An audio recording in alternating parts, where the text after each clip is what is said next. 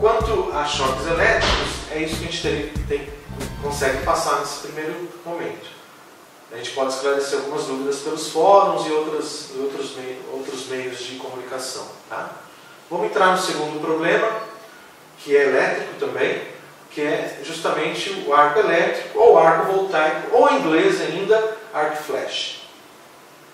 Que ganhou muita importância depois que a NR10 ela foi alterada, lá em 2010, e começaram a dizer que os eletricistas precisariam usar uma vestimenta de proteção que ela seria resistente a fogo. E aí muita gente falou assim, mas eletricista pega fogo? Né? Então a gente vai conseguir explicar um pouquinho o fenômeno e com isso a gente vai conseguir tirar um pouco dessa dúvida do porquê da vestimenta resistente a fogo tão falada. Tá? Então a definição de arco é o seguinte: quando eu tenho dois materiais com diferença de carga, positivo e negativo, e elas estão se agrupando cada vez mais. De repente, como tudo precisa estar em equilíbrio, eles querem se encontrar para poder equilibrar a quantidade de positivos e negativos. Quando a energia anda pelo ar, a gente diz que há uma ruptura dielétrica, uma ruptura do meio isolante. E aí forma um arco elétrico. Esse arco elétrico, ele ioniza o ar, consequentemente, ele esquenta muito o ar, então a quantidade de energia liberada é muito grande. O fenômeno dura geralmente menos de um segundo, mas a quantidade de energia liberada aí é muito interessante, é muito grande.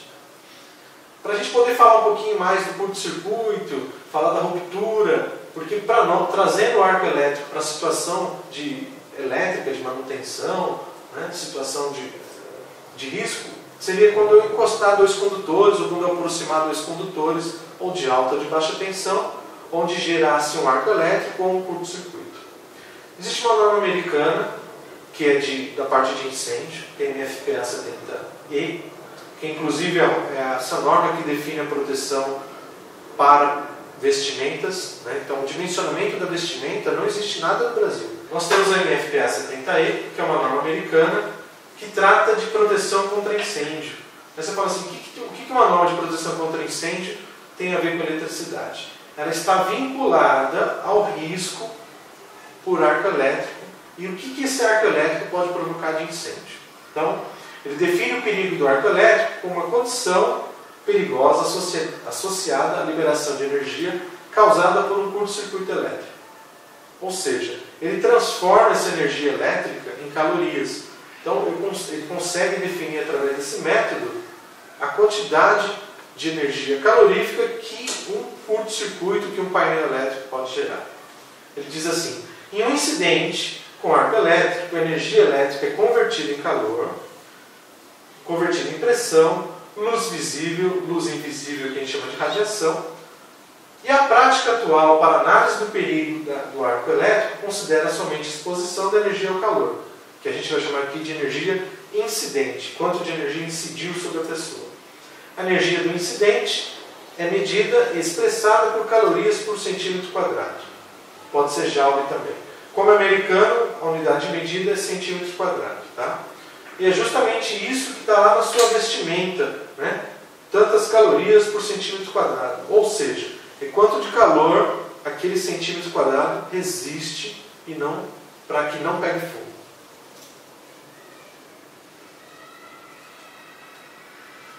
Quais as principais consequências do arco elétrico sobre o ser humano? Né? A primeira delas, obviamente, pela temperatura, é a queimadura, que pode ser de primeiro, segundo e terceiro grau. Lembrando que as de terceiro grau geralmente vão deixar sequelas, muitas vezes irreversíveis.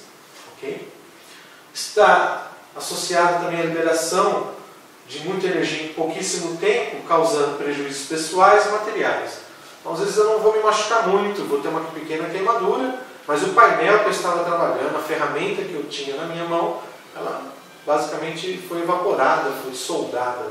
Então a gente às vezes vai deixar o equipamento parado por muito tempo, e eu não posso deixar, porque quando eu deixo o equipamento parado, e a fábrica, a indústria precisa desse equipamento, ela vai acabar criando meios de improvisação, que a gente chama de gambiarra, e a chance de alguma coisa errada acontecer neste momento é muito maior. Então, o arco elétrico, quando não causa prejuízo pessoal, ele vai causar prejuízos materiais bastante significativos. Um outro risco associado ao arco elétrico são as quedas. Você está em cima de uma escada, dá um curto-circuito, você quer pular, né? Você está de frente de um painel, fecha um curto-circuito, você quer correr. Então, quedas ou de altura ou de mesmo nível, às vezes estão associadas ao susto que você tomou no momento que o arco elétrico foi gerado. Aí já falamos de algumas consequências, mais algumas consequências. Ferimentos por quedas de poste, ferimentos na retina, ou seja, nos olhos. Por que nos olhos? Porque a quantidade de energia, de luz liberada é tão rápida e tão agressiva que a pupila ela não consegue fechar, controlando a quantidade de luz que vai entrar. Consequentemente, eu posso ter uma queimadura na retina e uma cegueira permanente. Danos físicos causados por onda por deslocamento de ar, que chama onda de pressão. Então, o ar, ao queimar, faz um deslocamento, pode jogar material, jogar tampa, jogar pedaços de metal sobre você, ou jogar você a uma certa distância. Ferimentos e queimaduras devido à ação de partículas derretidas no metal. Então, no momento que o arco elétrico se forma, ele acaba gerando deslocamento de ar, consequentemente ele leva partículas quentes para o corpo, para o cabelo, para o rosto, ou para onde for, e essas partículas que podem vir a ignitar parte ou totalmente a vestimenta que a gente estiver usando. Ali tem um exemplo de um arco elétrico sob controle, mas é um arco elétrico, durante uma manobra de uma torre de transmissão. Característica do arco elétrico. Ele dissipa grande quantidade de energia, liberando muito calor, luz e partículas. As temperaturas que são geradas chegam por volta de 20 mil graus. Então, por isso que a gente usa solda por arco elétrico para soldar chapa. Quando a gente está soldando duas chapas, o que é a solda elétrica? É um arco elétrico controlado. É um curto-circuito controlado. E ali a gente está soldando chapa, às vezes, de mais de 1 polegada. Então, as temperaturas geradas são muito grandes. Tá? Ele dura, e deveria durar sempre o menos possível. Então, dura menos de 1 segundo, em geral. Pode durar mais? Pode, depende do dispositivo de proteção. Então, quando a gente altera um fusível, troca um disjuntor e não observa determinadas características dele, por exemplo, capacidade de ruptura, eu posso estar comprometendo a minha segurança na ponta do circuito. Então, uma coisa que a gente precisa prestar bastante atenção sempre que for trocar um disjuntor e um fusível é a capacidade de ruptura dele, ou corrente de curto-circuito, chame como quiser. Ela sempre vai estar lá escrita em quiloamperes. 10, 15, 20 quiloamperes. Então, além de trocar por um idêntico, nas características físicas, eu preciso olhar as características elétricas, que é algo que a gente não presta atenção, a gente não leva em consideração na maioria dos casos. Quando eu estou sujeito ao arco elétrico? Toda vez que eu estiver trabalhando ligado. Porém, existem situações que deixam a gente muito exposto. Então, quando a gente faz varredura infravermelha, a gente chama de termografia. A termografia ela tem que ser feita com os equipamentos ligados e, preferencialmente, no máximo da sua corrente de trabalho. Então, eu estou muito exposto, porque eu estou botando equipamento de inspeção fotográfico, basicamente, dentro de painéis. Quando eu estou executando testes de manutenção de disjuntores e equipamentos, quando eu estou executando medições em barramento ou medições dentro de painéis, a gente precisa melhorar a sistemática dessas medições. Eu deveria sempre procurar o ponto mais protegido do barramento, e a gente não faz isso, a gente escolhe o ponto que é mais fácil de colocar ponta de prova. Então eu deveria observar esse tipo de condição. Nunca medir fase-fase, preferencialmente sempre terra-fase, neutro-fase, porque se a gente errar na escala do multímetro, na ponta de prova, o dano vai ser menor. Então a gente deveria começar a prestar um pouco mais de atenção nas medições, seja em barramento, seja em quadros. Execução de trabalhos em linha de transmissão, que é o caso anterior. Esse é um caso muito mais específico. Essas pessoas que trabalham nesse tipo de situação, elas têm um treinamento muito melhor. Inclusive a NR10 prevê um treinamento para quem trabalha em alta tensão, que é um treinamento complementar a este, que é o sistema elétrico de potência, que a gente chama de CEP, que também está previsto. pela NR10 e ele também tem que sofrer reciclagens a cada 2 anos.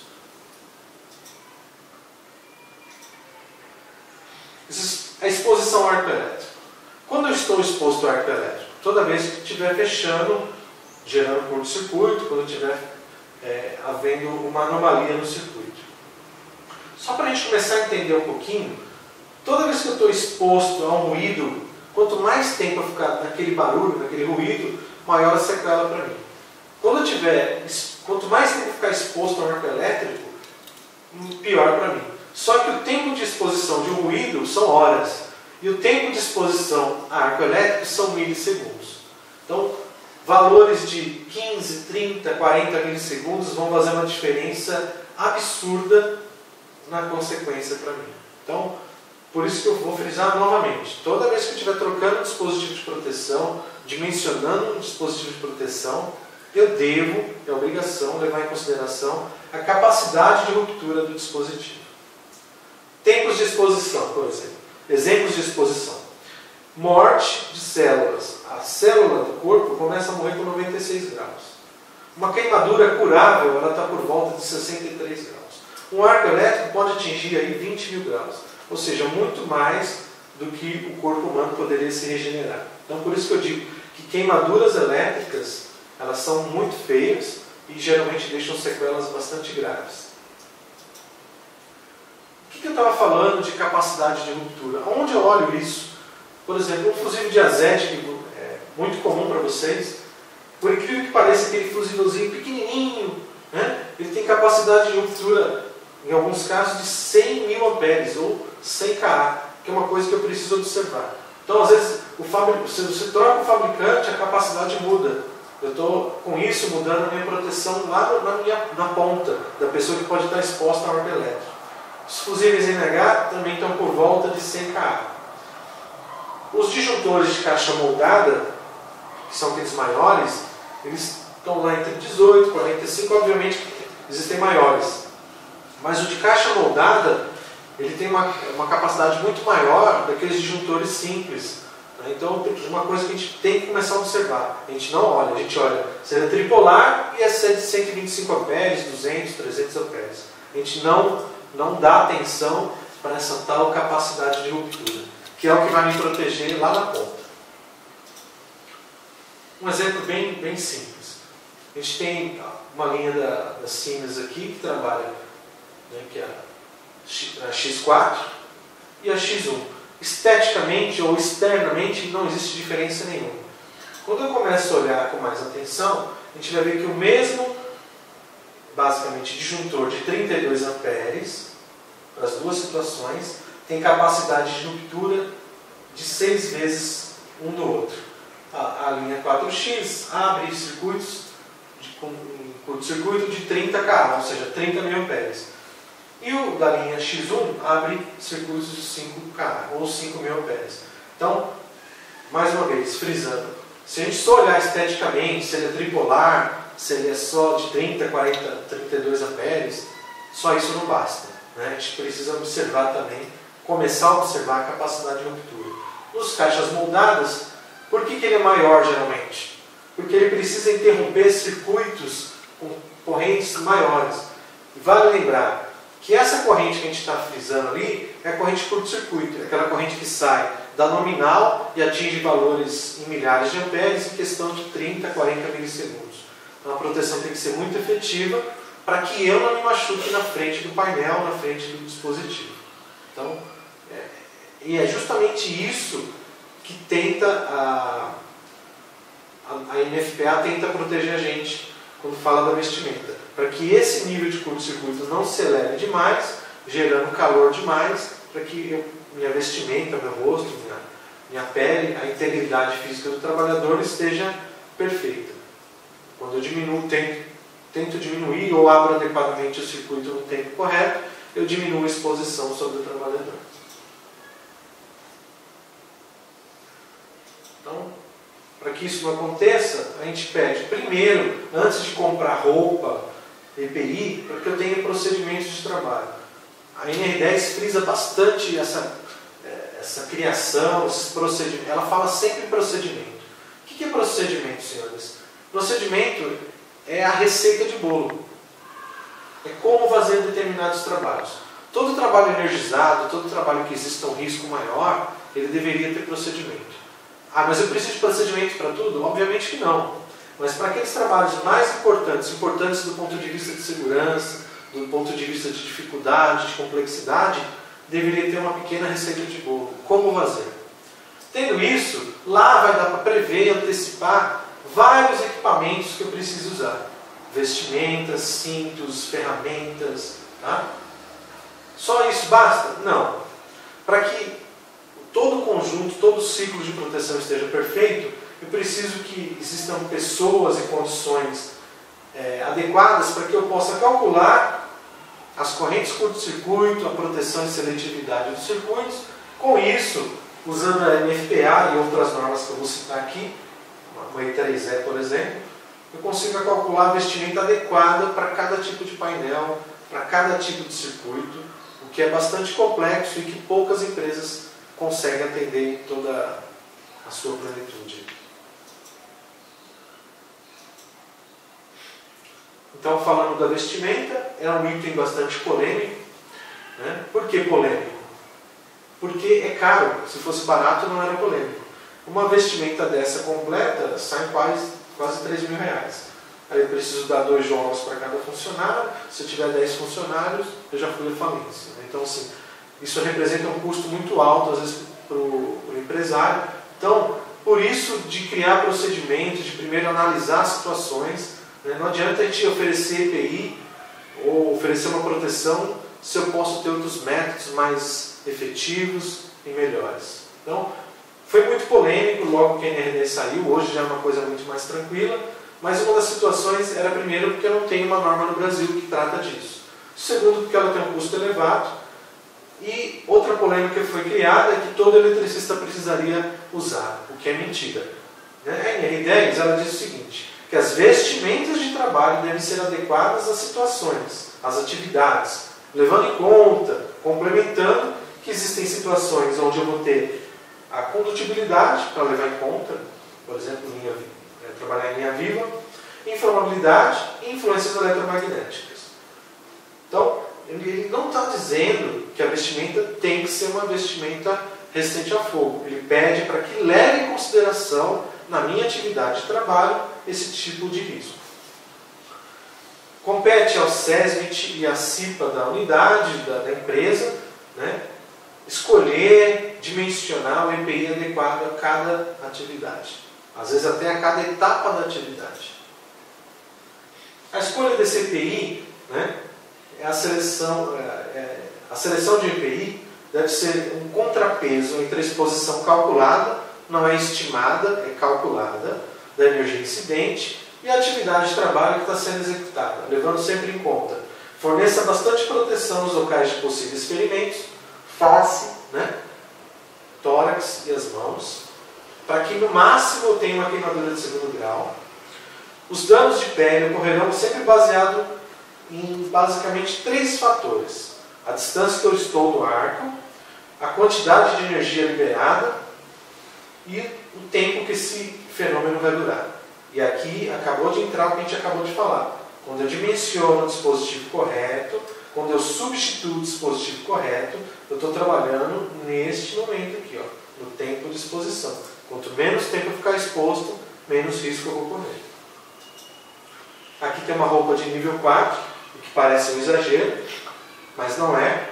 Para esse tipo de atividade eu vou fazer. Lembrando, eu vou ter que usar essa vestimenta o tempo todo? Não, você vai usar a vestimenta enquanto você estiver exposto ao risco. Acabou a exposição ao risco, você pode retirar. Então, por isso que é muito importante procedimentar as etapas do trabalho, quais EPIs, quais ferramentas eu vou usar durante a atividade. Justamente para não criar o estresse de usar um equipamento de proteção, que a gente sabe que nem sempre é agradável, porque é uma vestimenta pesada, que esquenta, etc. Aqui tem um pequeno roteiro de como deveria ser esse dimensionamento. Para a redução do risco de queimaduras devido ao arco elétrico, a gente deveria fazer o seguinte: fazer o cálculo da energia, né, baseado no curto-circuito, conforme uma das referências normativas, a I3E 1584. Depois, com isso, eu faço o cálculo da distância segura de aproximação, baseada na mesma norma. Escolho a vestimenta conforme a NFPA, onde eu verifico o valor de desempenho térmico do ar, para que ele fique entre a energia calculada, né? Então, a minha vestimenta ela tem que aguentar um pouquinho mais do que eu calculei.